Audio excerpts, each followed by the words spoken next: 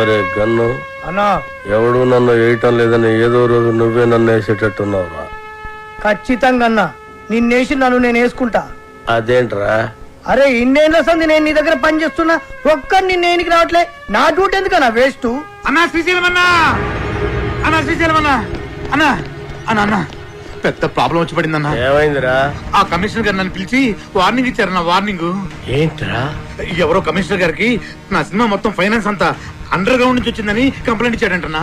ఆ బాబు గారికి కమిషనర్ గారి దగ్గర పరిచయం, బహుశా ఆడే ఈ ఫిట్టింగ్ పెట్టుంటాడని నా అనుమానం. అన్నా ఇప్పుడు కనుక మీ పేరు ప్రెజెంటర్ గా వేస్తే మీతో సంబంధం ఉన్న అందరినీ తీసుకెళ్లి జైల్లో పెట్టించడం ఖాయమన్నా. ఒక క్రిమినల్ మంచివాడిగా మారితే సహించలేదురా ఈ సమాజం. కరెక్టానా? నా చేతిలో పెన్నుంటే తట్టుకోలేకపోతుందిరా. పెన్నుని గన్నుగా మార్చి నాకు అడ్డొచ్చిన వాళ్ళందరినీ వేసేసి వాళ్ళ మీద చావు పాటలు రాస్తాను రా. అన్నా వద్దన్నా, సినిమా చాలా బాగా వచ్చిందన్నా. మీ పాట కూడా పెద్ద హిట్ అయిపోయింది.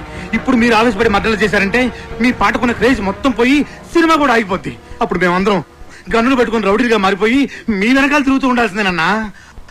మరి ఇప్పుడు ఏం చెయ్యాలరా? సింపుల్ అన్న, ప్రొడ్యూసర్ గా మీ పేరు ఉండకూడదు కాబట్టి దైవజ్ఞాచారితో మాట్లాడి శ్రీశైలం అన్న పేరుని తిరుపతి అన్నవరం మార్చిస్తే బెటర్. అరే అన్నకు పెట్టిన పేరు నచ్చలేదని వాళ్ళ నాయననే లేపేసి శ్రీశైలం అని పెట్టుకుంటారు అన్న పేరు. అంత గొప్ప పేరు మార్చమంటావరా అన్నా? ఆర్డర్ అన్నా, వీళ్ళ బాడీలకు బరాచిస్తా. అన్నా అన్నా పోనీ ఓ పని చేద్దామన్నా, ఈ సినిమాకి ప్రెజెంటర్ గా మీ పేరు తీసేసి మీ గర్ల్ ఫ్రెండ్ సరళక పేరు పెట్టించేస్తానన్నా. ఆస్తులు బినామీ పేరు మీద ఉన్నట్టు ఈ సినిమా అక్క పేరు మీద నడిపించేద్దాం అన్నా. ఒక్కసారి పోలీస్ ప్రాబ్లం అంతా క్లియర్ అయిపోయాక అప్పుడు ప్రెస్ మీట్ పెట్టి మొత్తం అందరికి నేనే చెప్పేస్తాను మా శ్రీశైలం అన్నే ఈ సినిమాకి బ్యాక్ బోన్ అని. అన్నా అప్పటిదాకా మీరు అండర్ గ్రౌండ్ లో ఉంటే ఈ సినిమా అప్పర్ గ్రేడ్ అయిపోతానా అన్నా? కనీసం నా పాటలకైనా నా పేరు పెడతారా? స్టార్టింగ్ టైటిల్స్ లోనే కాదన్నా, ఈ ఎండింగ్ టైటిల్స్ లో కూడా మీ పేరే వేస్తాను. అంతెందుకు, ఈ ఇంటర్వెల్ కార్డు కూడా తీసేసి అక్కడ కూడా మీ పేరే వేస్తాను. అవునన్నా?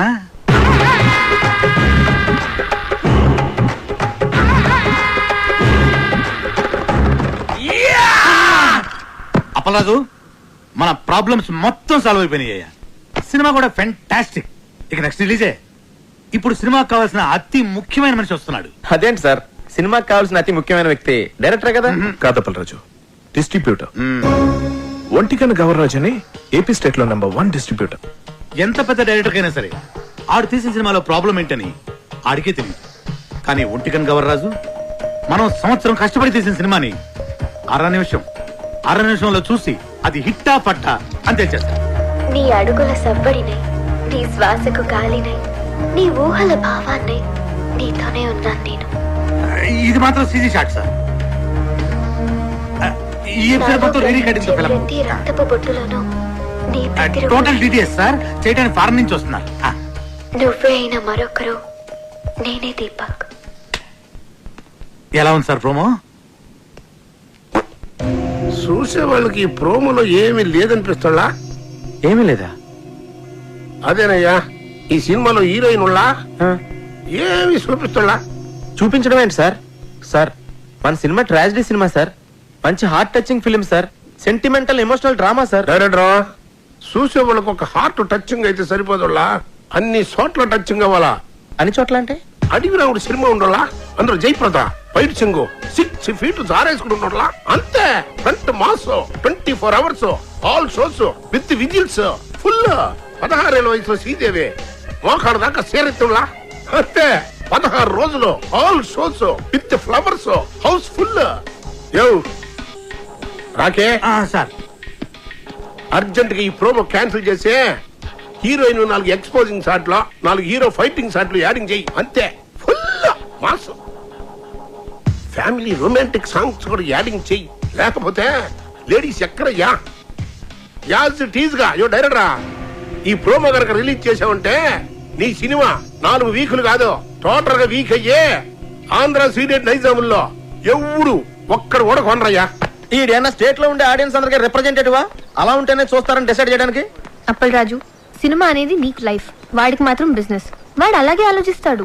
అవునులే, హార్ట్ టచింగ్ అంటే మీనింగ్ తెలియనోడికి నా నాయకి వాల్యూ అని తెలుస్తుంది. వాడికి నీ నాయకి వాల్యూ కాదు అప్పలరాజు, వాడుకునే దాంట్లో వాల్యూ ఏముందా అని ఆలోచిస్తాడు. కొని వాళ్ళు ఇలా ఉండబట్టే మనకి ఇన్ని చెత్త సినిమాలు వస్తున్నాయి. ఏది మంచో కాదో వీడికి తెలిసినప్పుడు వీడి కొనే సినిమాల్లో ఒకటి రెండు తప్ప మిగతా ఎందుకు ఫ్లాప్ అవుతున్నాయి? అంటే అంటే ఈ క్వశ్చన్ కి ఆన్సర్ లేదని అర్థం. ఎస్ అంటే ఈ క్వశ్చన్ కి ఇదే ఆన్సర్ అని అర్థం. నచ్చితే ప్రాణం పోస్తా, నచ్చకపోతే ప్రాణం తీస్తా. ఎలా సార్ ట్రైలర్? అది పోయేలా కాకుంటే ఆ పైటి సారి షాట్ ఇంకొక 2 ఇంచెస్ కిందకి సారి ఉంటే థియేటర్ మొత్తం రిపీట్ ఆడియన్స్ అయ్యా. రిపీట్ ఆడియన్స్ వస్తారంటే 2 ఇంచులేం కన్నా 2 గజాలైనా జార్ చేస్తాం. అందుకే నువ్వు పెద్ద డైరెక్టర్ అయిపోయేలా. ఆ నాయికి సినిమా డైరెక్టర్లా అడు వరస్ట్ అయ్యా, వరస్ట్. సార్ సెంటిమెంట్ ట్రాజడీ ఉన్న సినిమాకి ఇంతకంటే బెటర్ ప్రోమో ఏం కట్ చేస్తాం సార్? చేయొచ్చేమో అప్పలరాజు, ఒకసారి ఆలోచించు. ప్రోమో కోసం కనిష్కాని కొన్ని షార్ట్స్ వాన్లో పెట్టి తీసి అలాగే కేటీ చేతికో కత్తిచ్చి కొన్ని ఎమోషనల్ క్లిప్పింగ్స్ యాడ్ చేస్తే ప్రోమో కోసం ఆలోచించు. మతుండే మాట్లాడుతున్నావు నువ్వు. సినిమాకి సంబంధం లేని షాట్లన్నీ యాడ్స్ లో వేసి సినిమా చూపిస్తే చూడటానికి జనం ఏమన్నా? అప్పలరాజు, టీవీలో ప్రోమో వచ్చిన తర్వాత చాలా కాలానికి సినిమా రిలీజ్ అవుద్ది. అప్పటి వరకు జనం మెమరీ ఉండదు, డిలీట్ అయిపోద్ది. నీ బ్రెయిన్ ఆల్రెడీ డిలీట్ అయిపోయిందిరా, ముందా చూసుకో. ఇది అప్పలరాజు, ఆడు చెప్పినట్టు ప్రోమో కట్ చేయకపోతే రేపు జనాలు చూడడానికి సినిమానే రిలీజ్ అవుతాయా? ఎందుకు అర్థం చేసుకోవు? నమస్తే సార్, గవర్రాజు గారు. సార్ మీరు చెప్పినట్టే ఆ ప్రోమో చేంజ్ డిస్కషన్ లో ఉన్నాను సార్. వద్దులా సార్ థింకింగ్ సైగా అప్పలరాజు కరెక్ట్ అనిపిస్తుంది. అదే ఉంచుళ్ళా. సార్ ఈ రోజుల్లో జనం వెరైటీ కోరుతుళ్ళా. తీసినోడికి అర్థం కాని ప్రోమో సినిమా అడ్వర్టైజ్మెంట్ కి వాడే జనాన్ని థ్రిల్లింగ్ కన్ఫ్యూజన్ లో పెడతాళ్ళా. ఆ సినిమాలే సూపర్ హిట్ అవుతాళ్ళా. ఈ లెక్కన అప్పలరాజు గారి ప్రోమో డైరెక్ట్ గా జనానికి నచ్చడం ఖాయమయ్యా. ఆ మర్చిపోయాళ్ళా, మీ సినిమా ఏపీ స్టేట్ మొత్తం నేనే కొంటున్నానయ్యా. Okay sir, thank you sir. Appalaraju, Gavarraju మన సినిమాని ఏపీ స్టేట్ మొత్తాన్ని కొనేసుకుంటాడయా. ఆ సినిమా నేను క్లోజింగ్ చేసేళ్ళా. ఇప్పుడు మన సినిమా రిలీజింగ్ ఎప్పుడబ్బా? సంక్రాంతికి రిలీజ్ అయిన బాబు గారి సినిమాలన్నీ బ్లాక్ బస్టర్స్ అయ్యాయి. అందుకే కదా మీ డిస్ట్రిబ్యూటర్స్ అంతా బాబుని సంక్రాంతి బాబు అంటారు. కనుక మా సినిమా కూడా సంక్రాంతికే రిలీజ్ అవ్వాలని బాబు గారి కోరిక. సంక్రాంతి రోజున కేటీ గారు, ఇంతకు ముందు నేను తీసిన మనసు విరిగింది వయసు కలిసింది 2 సినిమాలు సంక్రాంతికే రిలీజ్ చేశా. 2 విపరీతమైన సందేశాత్మక చిత్రాలే, మీకు తెలుసు కదా, అయినా ఫ్లాప్ అయ్యాయి. సంక్రాంతికి సెక్స్ సినిమాలు ఆడవు, ఫ్యామిలీస్ వస్తాయి కదా. ఆ బాబుగాడి సినిమా కాల్ ఎంత బిల్డప్ ఇస్తున్నా సినిమా చెత్తగా ఉందని నాకు 80 రూమ్ ల్యాబ్ నుండి రిపోర్ట్ వచ్చింది.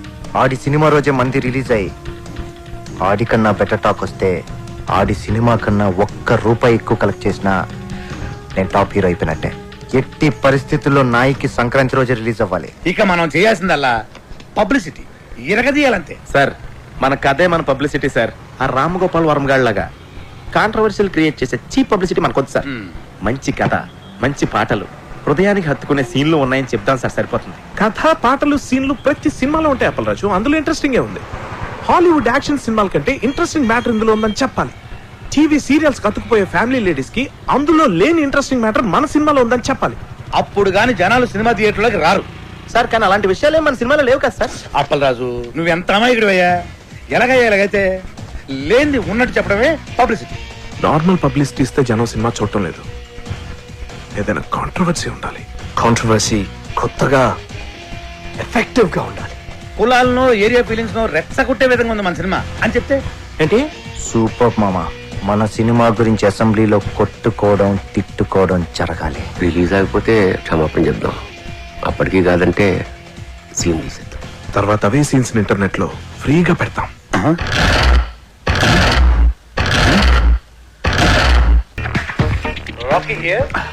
హలో రాకీ గారు, పబ్లిక్ లో మీ సినిమా రెస్పాన్స్ సూపర్ గా ఉంది. పబ్లిసిటీ అదిరిపోయిందండి. మీ సినిమా డిస్ట్రిబ్యూషన్ రైట్స్ మాకు ఇస్తే మా బోర్డ్ ఆఫ్ డైరెక్టర్స్ పంపించి మార్కెట్ రేట్ కన్నా ఎక్కువ ఇస్తాం. మా సినిమా ఆల్రెడీ బిజినెస్ అంతా అయిపోయిందండి. ఒంటికన్ను గవర్రాజు మా సినిమా ఏపీ స్టేట్ మొత్తానికి తనే కొనేసుకున్నాడు. You are too late. Better luck next time. నేను ఎప్పుడు లేటే. అప్పలరాజు, ఆ డేటాబేస్ గాడు ఇప్పుడు మన కాళ్ళ దగ్గరికి వచ్చేసాడు. రాకీ గారు, ఒంటికన్ గవర్రాజు మన సినిమా కొంటలేదు, ఆ బాబుగడి సినిమా కొంటున్నట్ట. ఇది మనం ట్రాప్ చేయడం కోసం ఆ వై వెంకట్ బాబుగాడు గవర్రాజు కలిపి ఆడిన పన్నాగం. మరి ఇప్పుడు మన సినిమా రిలీజ్ ఎలా సార్? పోనీ మనం వేరే డిస్ట్రిబ్యూటర్ తో ఎవరితో మాట్లాడితే? ఆ ఒంటి కన్ను గవర్రాజు కొనలేదంటే మన సినిమా వేరే డిస్ట్రిబ్యూటర్ ఎవడు కొనడయ్యా. కేవీ రెడ్డి గారు, బిఎన్ రెడ్డి గారి కాలంలో ఇలాంటి నమ్మక ద్రోహాలు వెనుపోట్లు ఉండే కాదు సార్. ఈ సినిమా రిలీజ్ అవ్వకపోతే ఎంత వర్క్ చేసినా వర్క్ వేస్ట్, టైం వేస్ట్. అండలమ్మ తల్లి నీకు 100 కొబ్బరికాయలు కొడతాను. ఎలాగే నీ సినిమాని రిలీజ్ చేయమ్మా. సార్ మనం ఇప్పుడు ఏం చేయాలి సార్? ఆ డేటాబేస్ గడే గతి. బాగా ఆలోచించిన తర్వాత ఆ ఒంటి కన్ను గవర్రాజు కంటే ఈ సినిమా రిలీజ్ చేయడానికి మీరే కరెక్ట్ అనిపించి ఈ సినిమా మీకే ఇద్దామని డిసైడ్ చేశాను.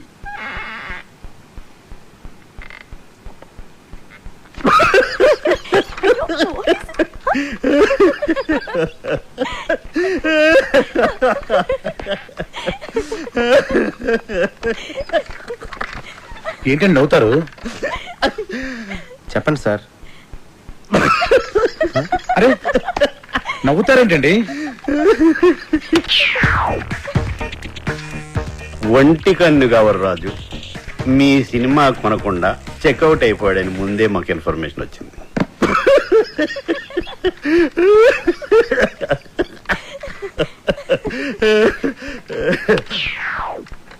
ఆయన కొన్న సినిమా మేము కొని రిలీజ్ చేయాలంటే స్టేట్ లో 70%, ఓవర్సీస్ లో 80% షేర్ మాకు కావాలి. ఇది నిజంగా blackmail sir. This is blackmail. Cinema అంటేనే చీటింగ్. రిలీజ్ కు ముందు తీసేవాడిని చీట్ చేస్తారు, రిలీజ్ అయ్యాక చూసేవాడిని చీట్ చేస్తారు.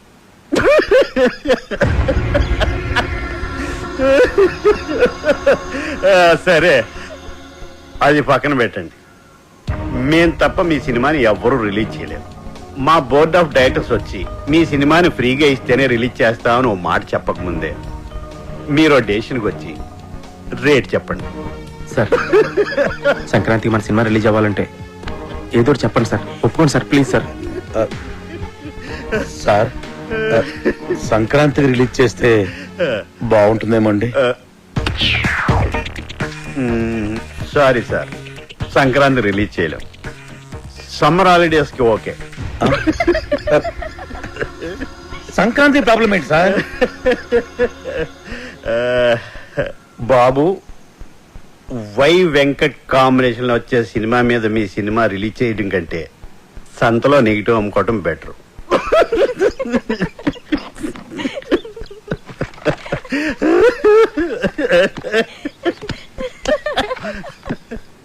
నా సినిమా రిలీజ్ డేట్ ఫిక్స్ చేయడానికి డేటాబేస్ కడేవాడు.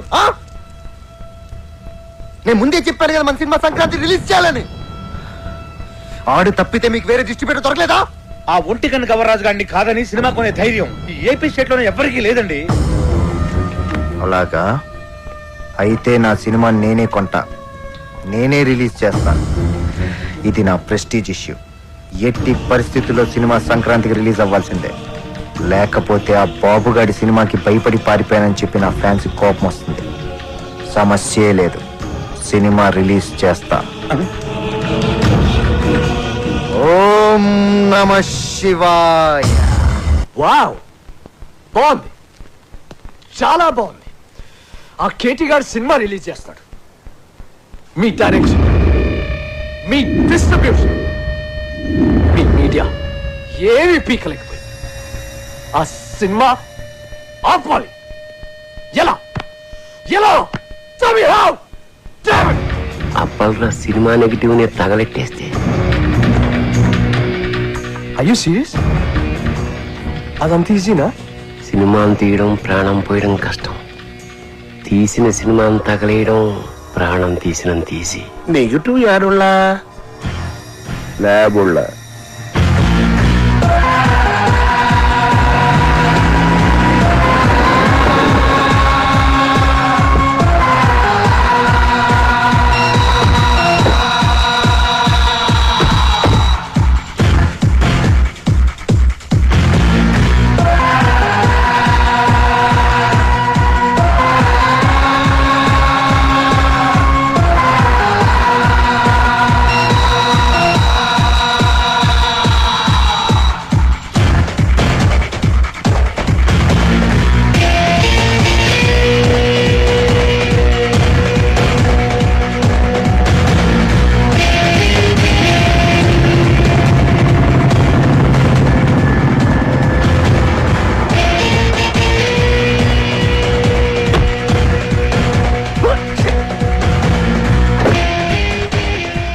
అన్న వచ్చారా? అలాగే. వచ్చేసారు అన్న. నమస్తే అన్న. రింగు రోడ్డు కాడ పాట చూపిస్తానన్నావని మా వాళ్ళని తీసుకొచ్చి